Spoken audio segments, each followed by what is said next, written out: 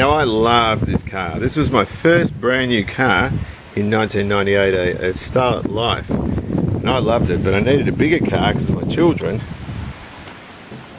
And I passed it on to my mum, who used it to transport dogs around. You can see it's not in very good condition, and she said she loved it, but I reckon I liked it more. Whatever the case, she liked it more than the cyclist who stuck his ass through the windscreen. You can see the damage he's done to it. Absolutely knackered the turret. And the bonnet as well. He sort of came out from behind a parked car on the wrong side of the road. He wasn't wearing a helmet. The poor bloke's in hospital. So I hope he's alright, but he's absolutely stuffed this car. Well, it's a bit of a shame because everything still works in the car, but it looks like it's a complete loss. It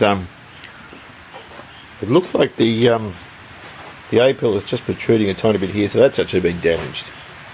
And if it's just the turret, you can replace that. I can replace the turret and the beam across the front, but when you start getting into this, it's one continuous piece down the C-pillar. And so that's going to be too much to repair. And the other thing is, it's actually pushed the radiator support in. You can see the fan sitting on a funny angle, and it's all sort of busted up. The headlight was broken, all that sort of stuff. That's sitting in. It should be out here. So it's a mess. I can't fix this. But what I can do, oh, it's even broken that light as well. It's actually hit quite hard. That's the bike that did that. The guy ended up sort of hitting the bonnet first and then going into the windshield. But I'm going to test a few parts.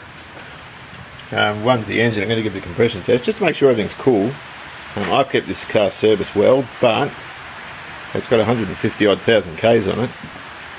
I just want to check the condition. It's also 158,000 Ks.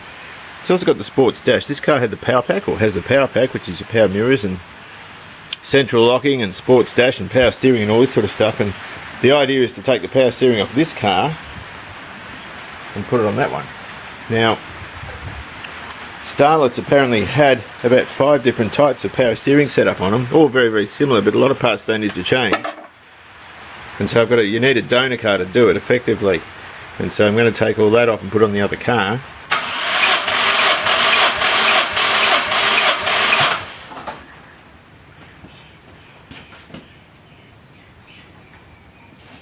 $205.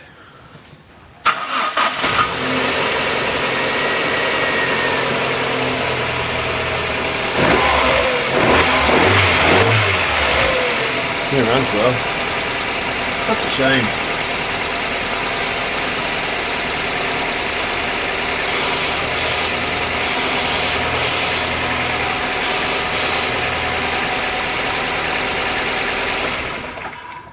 Such a bloody waste, isn't it?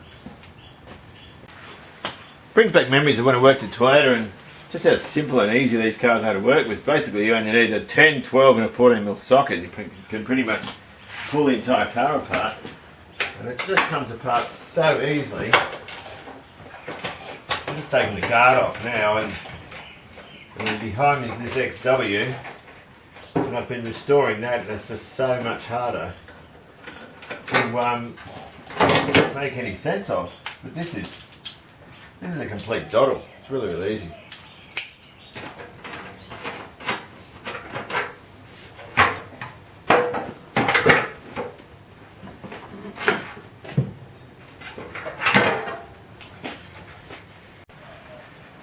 Well, it won't be too long now before I start taking the engine out.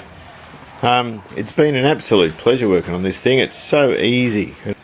Sort of got to give credit to the Japanese for the way they do things, and you can pick these up for about $500 with 300,000 Ks on, you know, just a grey bumper white car sort of thing. And there's a lot of aftermarket kit for these around.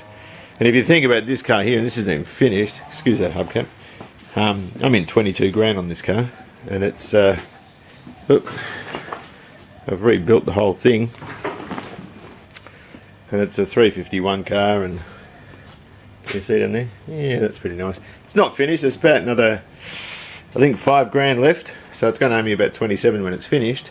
And I have a real fondness for cars. I don't care what it is, and I've never actually considered doing a car like this up, or getting one and sort of customising it according to how I like it. That would just be a walk in the park. I reckon it'd be the easiest gig in the world. It'd be good fun. everything on these cars was made to be really easy to service and disassemble. This car has central locking electric mirrors, just unplug them under the dash, undo your hinges and off you come. I mean, no one seems to be doing that sort of thing. But just a really nice easy job.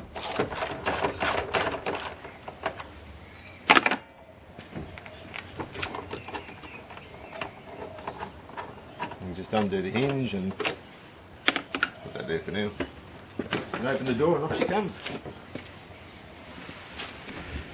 Tell you what, I'm loving this thing more and more. I pull it apart. There's a steering wheel. This is in better nick than the one on the other cars. I'll use this. Airbag just popped out. The spiral cable, all the airbag wiring will be in a bright yellow envelope. Never ever chop into this for radio, stereos, anything like that. It's its own dedicated wiring. You can't touch it. A lot of other manufacturers use a similar sort of theme. Volvo, I think, a bright orange. From my experience as a mechanic with them, but it's best to leave this stuff well alone because you don't want this thing going off when you're driving, or worse still, when you've got your head sideways in here working on something. It'll break your bloody neck. Tell you what, for a simple car, there's an awful lot of crap under here. That's your ECU, your engine computer, 4 FE, manual transmission, heater fan resistor. There's the plugs down here for the door. You just undo those ones. You can push the grommet out through the centre there and then just pop the door off. So it's just a matter of just sussing out what all the rest of the stuff is and where it goes. I'm going to take the loom out just on the off chance any subsequent cars don't have the power pack. There's probably a central locking relay down there. But that way, I'm sure they will. They'll just have plugs that go nowhere like this sort of thing, but I'm sure they used a standard loom, but I'll take it out anyway. Well, I've got both cars ready to do extra work on. This one here, I'm going to change the cam belt.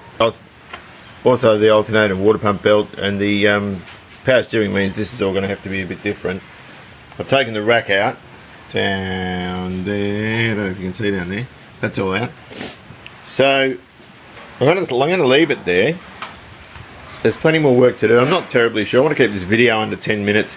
Not terribly sure if anyone's interested in this sort of stuff. I just thought I'd film it mainly because of this, but also some of the, you know, the swapping of parts and that sort of stuff on one of these cars. I don't know what the following is like on these. There's plenty of channels for modifying them and that sort of thing, where we're not doing that. We're just fixing one up.